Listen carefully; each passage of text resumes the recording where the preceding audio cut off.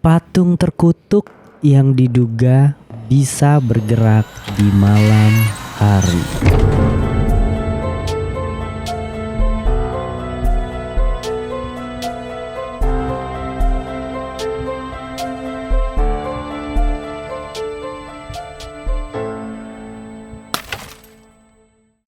Selamat malam semuanya. Balik lagi di podcast Opini Tengah Malam. Masih bareng gue Bimo, gua Fedrian, dan gua Faris. Kali ini kita akan bahas patung yang bisa bergerak sendiri. Bayangin bro, patung ini bukan 12 jadi patung kan. Gitu. Dan ini banyak banget. Lo ada berapa nih Fed yang terkutuk nih? ada 3. Satu impor. Satu impor. Duanya lokal Ya. Gitu. Dan menurut lo ini horor banget nih ya? Apa terkutuk banget ya? Ini menyebabkan apa nih sama warga sekitar gitu Fed? Sama kita gitu atau? Pastinya cuma menyebabkan ngeri aja sih Bim. Maksudnya pasti dihindarin lah lokasi-lokasi tersebut. Terutama tuh yang ada di Bandung tuh. Kita pernah lewatin seinget gue, tapi depannya aja ya. Dan itu memang gelap banget sih. Apa emang ditutup ya? Malam ya? Bangke. Iya, namanya kuburan anjing. Bukan yang di Bandung, Riz, yang di Bandung. Itu kuburan apa bukan sih? Bukan, taman. Oh, tapi ada patungnya dia di situ. Iya, di tengah-tengahnya. Gue kira kuburan anjir. Yang di kuburan yang import. Impor. Ini menarik nih, Fedrian nih spesialis lah ya. Ya oke lah, mungkin yang pertama dulu kali Fed ya. Apa nih namanya? Don Simeon Bernardo ya. Iya. Gitu. Dan mungkin dari Neng kita VO ini yang akan membacakan gimana sih kasusnya terkait patung terkutuk atau bisa dibilang salah satu patung horor ya. 3 terhoror dan akan ada ilmiahnya juga. Iya, di akhir. Oke, langsung aja kalau kayak gitu. Pasang kacamata konspirasinya, tetap open minded. Balik lagi di podcast Opini Tengah Malam.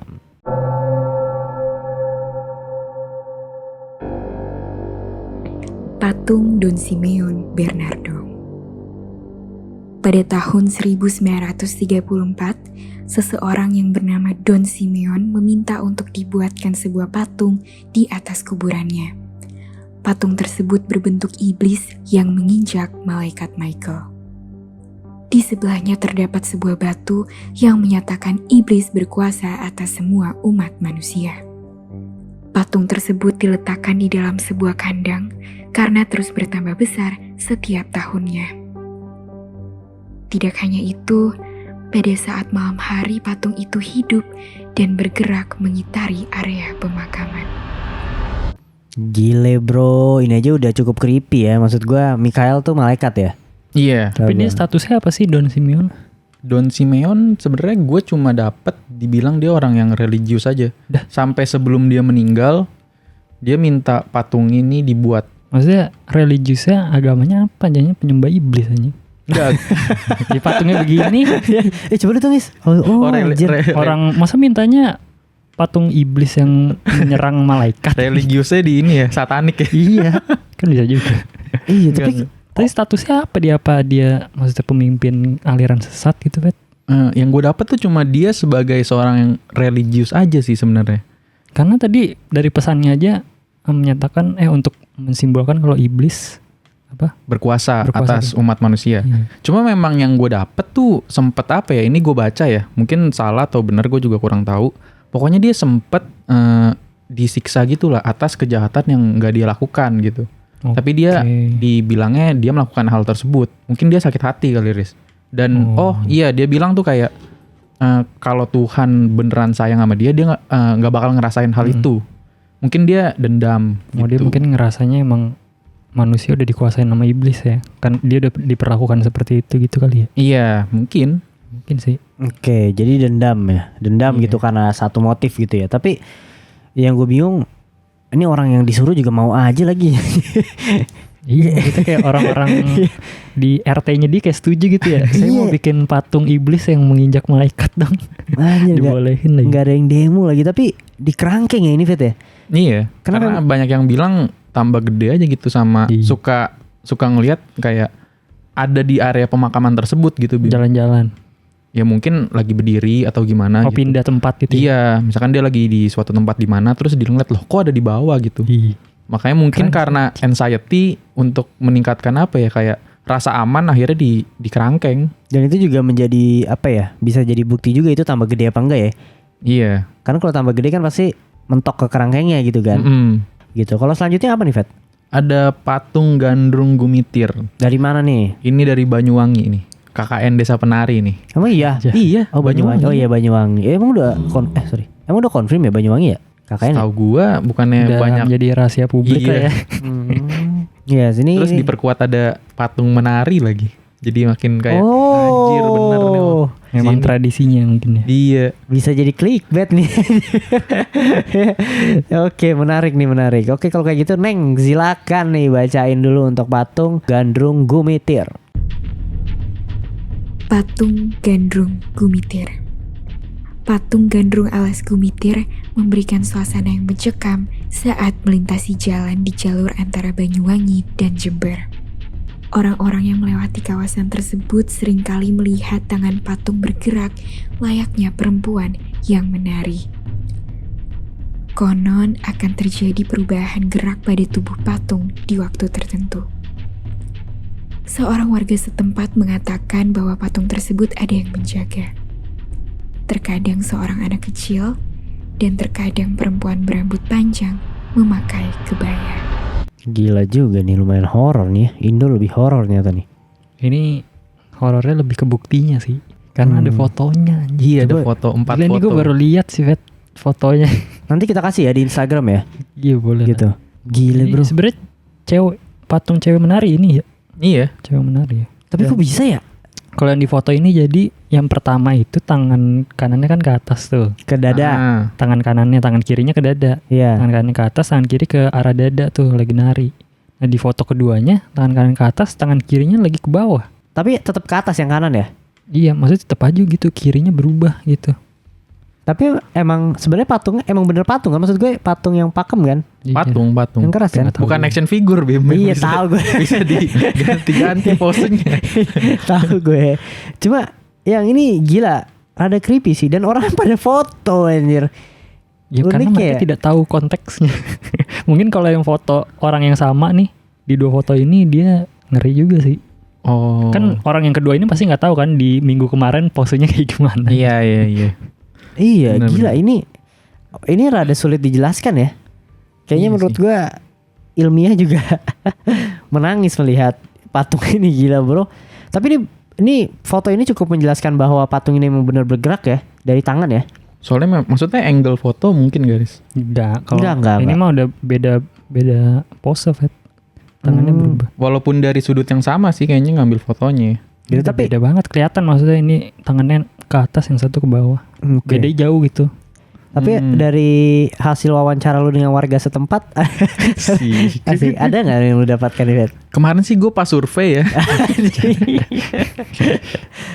Iya banyak yang percaya sih. Ya mungkin karena Indonesia gitu ya Bim. Langsung Iya. dibilangin kayak ada anak kecil lah. Ada perempuan berambut panjang pakai kebaya lah di situ. Maksudnya yang ada di daerah situ. Di Iya. dekat patungnya gitu. Tapi memang pas gue baca kayak yang waktu itu kayak kita bahas tuh di hutan Blora ya. Memang daerah-daerah situ tuh sempet jadi tempat pembantaian PKI. Makanya jadi horor gitulah. Oke. Tapi enggak, maksud gue motifnya patungnya tangannya bergerak tuh ada nggak sih? Kayak apa itu melambangkan nari aja gitu ya. Jadi maksud gue nari yang gerak tangan kirinya gitu. Nggak tahu Atau gimana juga sih. belum dapat ya infonya juga ya. Nggak tahu sih, cuma dapat fotonya gini doang sih. Memang berbeda banget gitu. Nggak ada yang digangguin kan warga situ kan? Hasil survei. Gue tulisan aja sih anjir. Nggak ada sih kayaknya ya. Dia sih bilang nggak ada yang bergerak tiba-tiba gitu. Cuma memang pas di foto posenya beda aja. Tapi cuma banyak penampakan ya. Banyak penampakan apa? Yang kayak anak kecil gitu. Kayak banyak orang yang lihatnya bukan patungnya gitu tapi anak Di kecil ada. daerah situ. Heeh. Kayaknya mungkin anak indigo aja kali Riz yang ngomong kayak gitu. Warga setempat Oh, sih iya, yang iya. bilang kalau ngomong kayak gitu ya. Gimana nih kalau ini teasernya berarti dia cuma melihat gitu ya mata ya? Iya ini mata. Tapi memang ya nggak tahu ya dilebih-lebihkan atau enggak ya. Pokoknya bisa turun juga, turun Wih. gerak. Gokil nih ya. Kayak gitu. Jadi mungkin langsung aja kali untuk patung Pastor Vibrak. Patung Pastor Verbrak. Konon, mata patung Pastor Febrak yang berada di Taman Maluku akan mengikuti siapa saja yang berjalan di dekatnya, terutama di malam hari. Banyak yang percaya jika pastor tersebut tewas dalam kecelakaan pesawat dan jasadnya dikuburkan di bawah patung tersebut. Selain itu, patung tersebut akan mengangguk-angguk tiap kali lonceng katedral berdentang. Halaman buku yang dipegang patung akan berubah setiap harinya. Dan katanya, ketika malam hari patung ini berjalan di gelapnya Taman Maluku. Bahkan di area ini dipercaya ada sosok raksasa dan wanita berbaju merah. Yang ini horor sih. Ini horor sih, Pak. Patungnya lebih ngeri gitu ya? Iya, patungnya lebih ngeri nih yang ini nih. Gue baru lihat lagi. Apa karena waktu itu kita malam juga kali ya? Kesana ya? Kita cuma di depan doang, Bim. Di dalam mobil kita mah. Seingat Cuma gua. kecil doang kelihatan. Iya. Gila, ini dari mata. Terus kalau lonceng berbunyi ngangguk-ngangguk bisa turun juga gitu. Serem sih nih. Kalau benar ya gila sih. Padahal pastur loh, padahal kan maksudnya. Iya. Rumornya itu sih rumor dari mana tuh pada ya? Pasti ada beberapa orang yang lihat kali, Fet. Mungkin gitu ya. Rada sulit di nggak ada ini apa ya, phone footage-nya gitu ya. Maksudnya ada orang video yang ngerekam amatir gitu, ada nggak? Nggak tahu sih. Enggak sih harusnya mah. Gitu. Tapi ini lu berdasarkan wawancara warga sekitar juga ya lu di sini ya? Ini by Zoom, Bim. Oh baik aja. Gila nih. Gak sempet gue. Kan.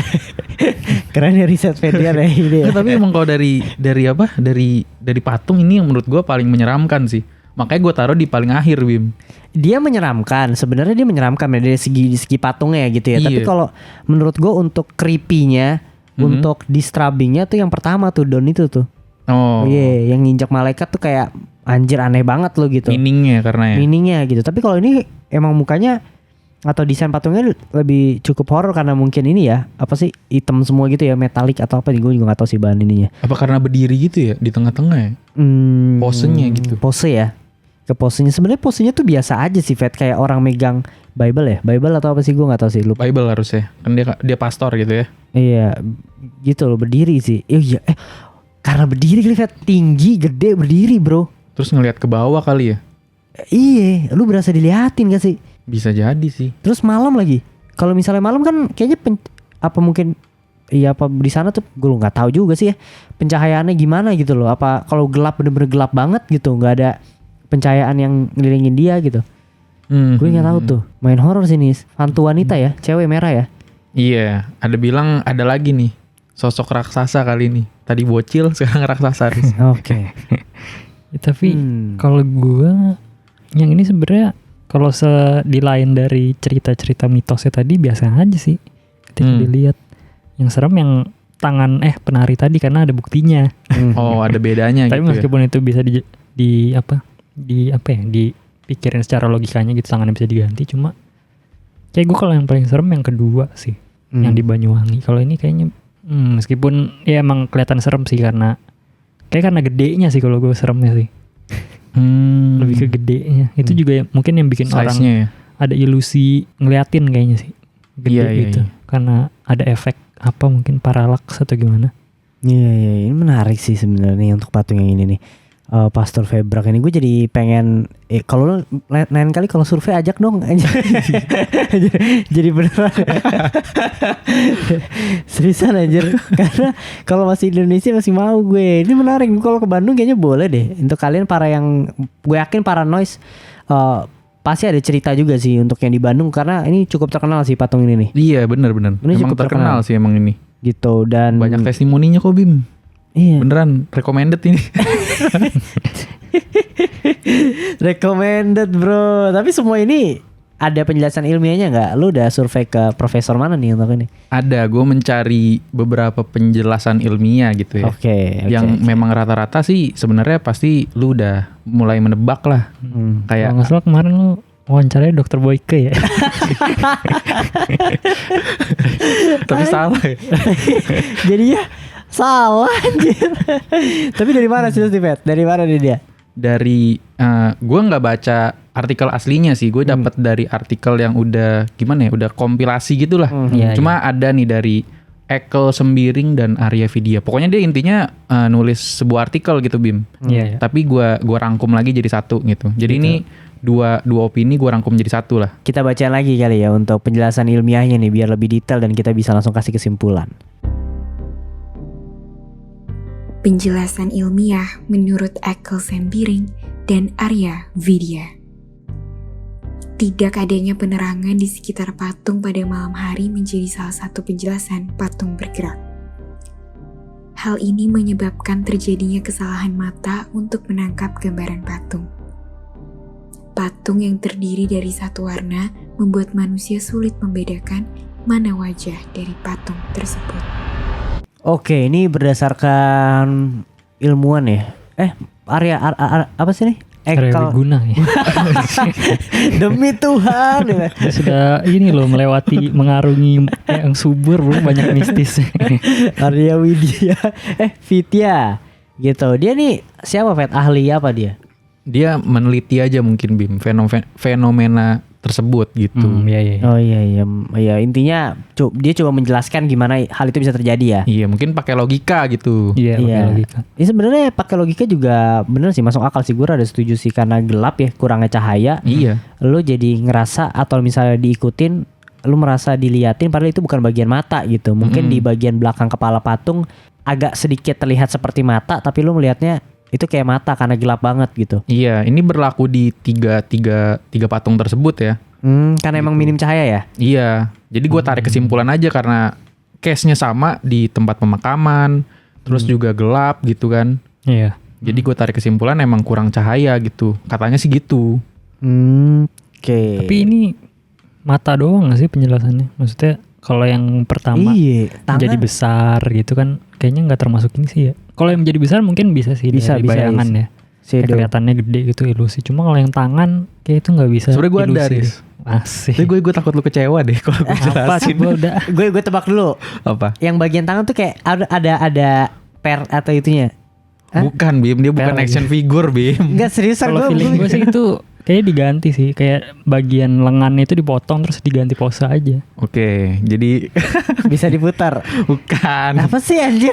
Kita buka foto yang tadi lagi. Anjir. Berarti para pendengar buka Instagram Opini Tengah Malam ya. Kita kasih fotonya gitu. Nah, jadi di foto kedua kan memang maksudnya nggak ada batasan kan, Riz? Iya. Orang bisa sedekat itu kan sama iya, patungnya. benar. Jadi banyak yang menduga kalau misalkan tangan tersebut sebenarnya digelayutin sama anak kecil, sama ibu-ibu yang lagi foto gitu.